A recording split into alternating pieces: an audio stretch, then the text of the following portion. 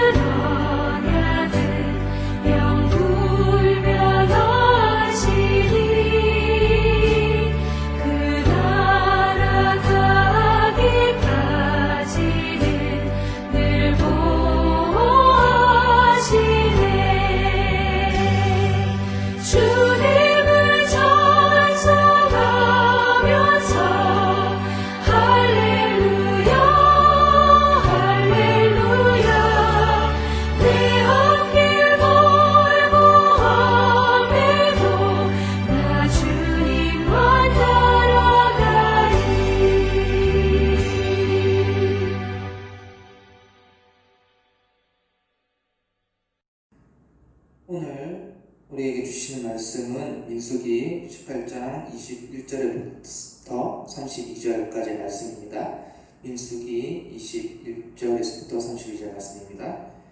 내가 이스라엘의 11조를 레위 자손에게 기업으로 다 주어서 그들이 하는 일, 곧 해막에서 하는 일을 감나니 이후로는 이스라엘 자손이 해막에 가까이 하지 말 것이라. 죗값으로 죽을까 하노라. 그러나 레위인은 해막에서 봉사하며 자기들의 죄를 담당할 것이요 이스라엘 자손 중에는 기업이 없을 것이니 이는 너희 대대의 영원한 율례라. 이스라엘 자손이 여호와께 거제로 드리는 11조를 레위인에게 기업으로 주었으므로 내가 그들에 대하여 말하기를 이스라엘 자손 중에 기업이 없을 것이라 하였노라. 여호와께서 모세에게 말씀하여 이르시되 너희는 레위인에게 말하여 그에게 이르라 내가 이스라엘 자손에게 받아 너희에게 기업으로 준 11조를 너희가 그들에게서 받을 때에 그 11조의 11조를 거제로 하나님께 드릴 것이라. 내가 너희의 거제물을 타작마당에서 드리는 곡물과 포도주 틀에서 드리는 즙같이 여기리니 너희는 이스라엘 자손에게서 받은 모든 것의 11조 중에서 여호와께 거제로 드리고 여호와께 드린 그 거제물은 제사장 아론에게로 돌리되 너희가 받은 모든 헌물 중에서 너희는 그 아름다운 것 곧 거룩하게 한 부분을 가져다가 여호와께 거제로 드릴지니 이러므로 너는 그들에게 이르라 너희가 그 중에서 아름다운 것을 가져다가 드리고 남은 것은 너희 레위인에게는 타작마당의 소출과 포도주 틀의 소출같이 되리니 너희와 너희의 건속이 어디서 있든지 이것을 먹을 수 있음은 이는 해막에서 일한 너희의 무수임이니라. 너희가 그중 아름다운 것을 받들어 드린즉 이로 말미암아 죄를 탐탁하지 아니할 것이라. 너희는 이스라엘 자손의 성물을 더럽히지 말라. 그리하여야 죽지 아니하리라. 아멘. 여러분 책임이라는 단어는 정말 중요한 말인데요. 학생들에게는 학생으로서의 책임이 있고 남편은 가정이라는 책임이 있습니다.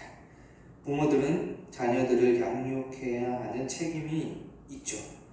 때로는 이 책임이라는 말이 우리의 삶을 짓누르는 것 같지만 책임을 통해 자녀들은 보호를 받고 가정은 세워져 가는 것입니다. 이런 의미에서 하나님은 우리의 삶을 책임져 주십니다. 하나님은 우리의 일거수일투족을 하시며 우리에게 가장 합당한 모습으로 책임져 주시고 계십니다. 우리의 믿음이 흔들리고 우리의 신앙이 무너지면 진짜 하나님이 나의 삶을 책임져 주실까 의심이 들기도 하고 하나님을 신뢰하지 못하는 경우도 발생합니다. 그러나 하나님은 정말 우리의 삶을 신실하게 책임져 주시는 분이십니다. 하나님은 우리의 필요를 아시고 가장 선한 방법으로 인도해 주시는 분이십니다. 오늘 본문을 통해서 하나님이 우리의 삶을 책임져 주심을 잘 알 수 있는데요. 본문은 하나님께서 레위인의 목과 11조를 책임져 주시는 내용을 보여주고 있습니다. 여러분, 하나님께서는 레위 자손에게 해막을 섬기는 그 일을 맡기셨어요. 그에 대한 보상으로 이스라엘의 모든 11조를 레위 자손에게 주신다는 겁니다. 여러분, 원래 이스라엘 자손 중에 모든 지파는 받을 기업이 있었어요. 땅의 기업이 있었습니다. 그래서 이들은 받을 기업을 통해서 의식주를 해결할 수 있었던 것입니다. 그런데 레위 지파에게는 땅의 기업이 받을 기업이 없었습니다.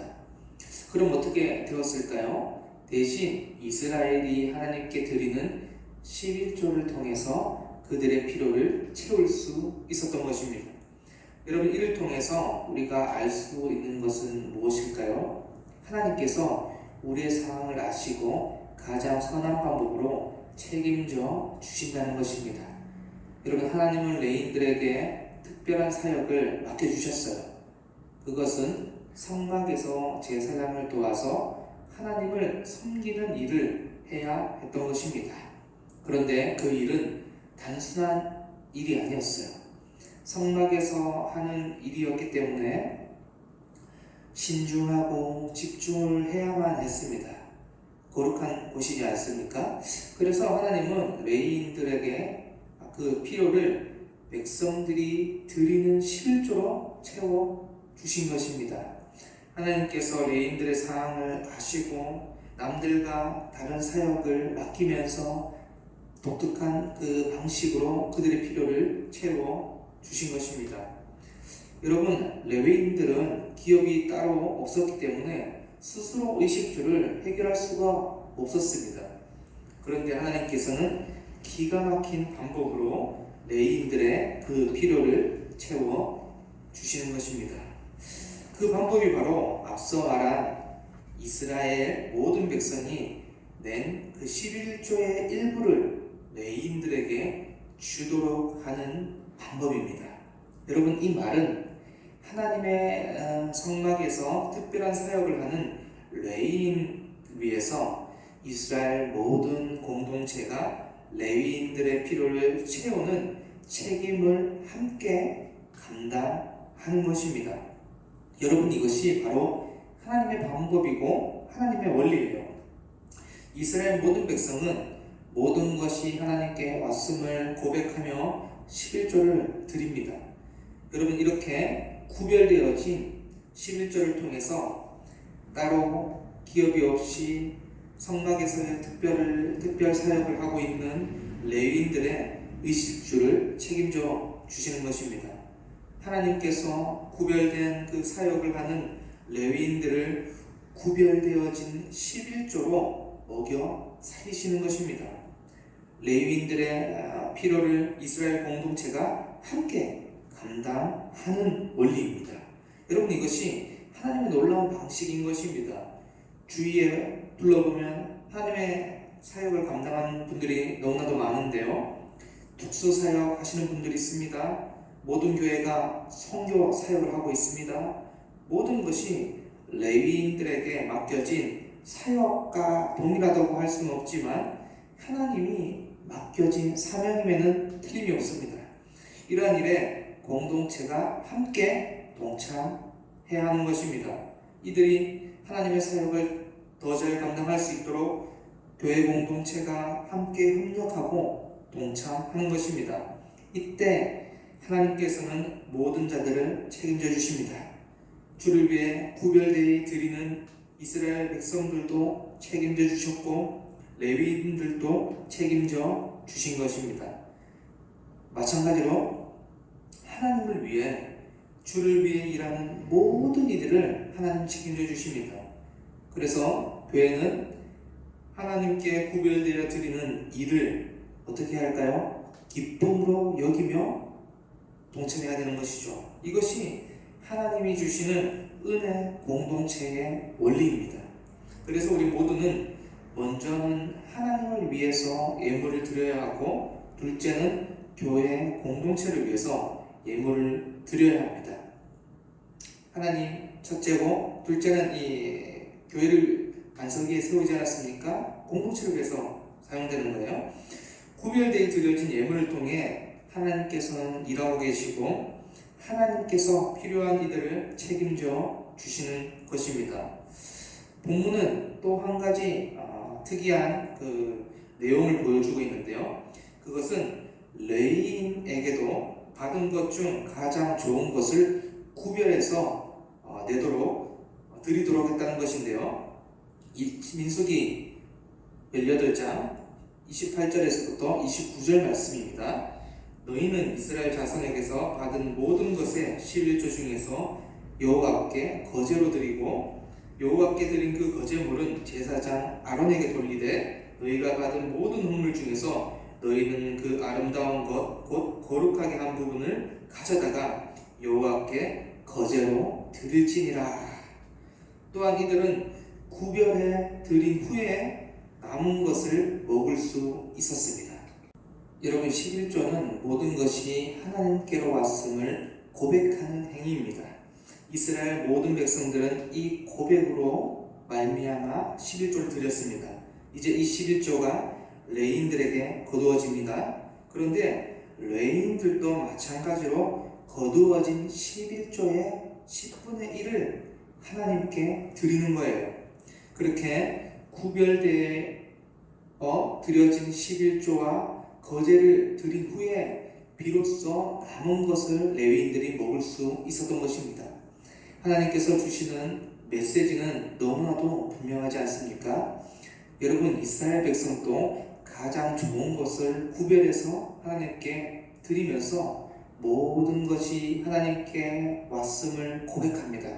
뿐만 아니라 땅에 기업이 없는 레위인들도 이제 이스라엘 백성들에게로부터 모여진 11조의 10분의 1을 하나님께 구별되어 드리는 것입니다. 이렇게 해서 레인들도 모든 소유가 하나님께 왔음을 고백하는 것입니다. 하나님께서 알려주시는 공통점이 무엇입니까? 모든 소유가 하나님의 것임을 고백하는 것입니다. 여러분, 이 11조의 원리는 이것입니다. 내가 받은 모든 것이 마땅히 누려야 하는 것이 아니라 하나님께 받은 은혜라고 고백하는 것입니다. 여러분, 이 고백은 굉장히 중요한 것인데요. 10분의 1은 하나님의 것, 10분의 9는 내 것, 이러한 개념이 아닙니다. 이것은 모든 것의 소유는 하나님으로부터 왔습니다. 하나님께서 나머지 것도 은혜로 살게 하시고 책임져 주시니 감사합니다. 이런 고백입니다. 내용이 여러분 천지차이지 않습니까? 여러분, 그래서 은혜를 고백하는 성도는 나머지 보수 역시 하나님의 뜻에 합당하게 사용해야 하는 것입니다. 이것이 하나님의 원하시는 방식입니다. 요즘 참 어려운 시기를 우리가 보내고 있는데요. 특히 소상공인 또 자영업자분들은 경제적으로 더 어려울 것입니다. 이럴 때 우리는 하나님이 정말 나의 필요를 책임져 주실까 생각하게 되고 의심이 들기도 할 것입니다. 그런데 여러분, 하나님은 정말 우리의 삶을 책임져 주십니다. 하나님께서 이스라엘 백성들을 책임져 주시고 레위인들을 책임져 주신 것처럼 우리의 삶도 신실하게 인도해 주시고 책임져 주십니다. 하나님께서 레위인들의 상황과 형편을 다 아셨습니다. 하나님은 주를 섬기는 모든 이들의 상황과 형편을 알고 계십니다. 그러므로 우리는 책임져 주시는 하나님께 모든 소유가 하나님으로부터 왔음을 고백하며 기꺼이 하나님께 드려야 합니다. 이러한 고백으로 드려진 예물을 통해서 하나님의 사랑은 흘러가게 되고 공동체는 유익을 누리게 될 것입니다. 하나님께서 오늘도 입히시고 먹이시며 우리의 필요를 책임져 주십니다. 이 진실된 고백을 통해서 우리의 삶이 모든 것이 하나님께 왔음을 고백하고 하나님께 그 받은 은혜임을 자랑하는 우리 모든 수행교회 성도분들이 되기를 주님의 이름으로 간절히 소망합니다. 오늘 들은 메시지, 오늘 말씀을 생각하면서 첫 번째 기도할 것은 모든 것이 하나님께로 왔음을 고백하며 우리의 필요를 책임져 주시는 하나님을 더욱더 신뢰할 수 있도록 도와달라고 기도해 주시고, 두 번째는 코로나19의 확산이 멈추고 일상의 삶과 예배가 회복되어서 승교회 성도들이 함께 예배드리며 또 건강한 삶을 지켜달라고 우리 이 두 가지 기도 제목 또 개인 기도 제목 위에 주여 한번 부르시고 간절히 기도하도록 하겠습니다. 주여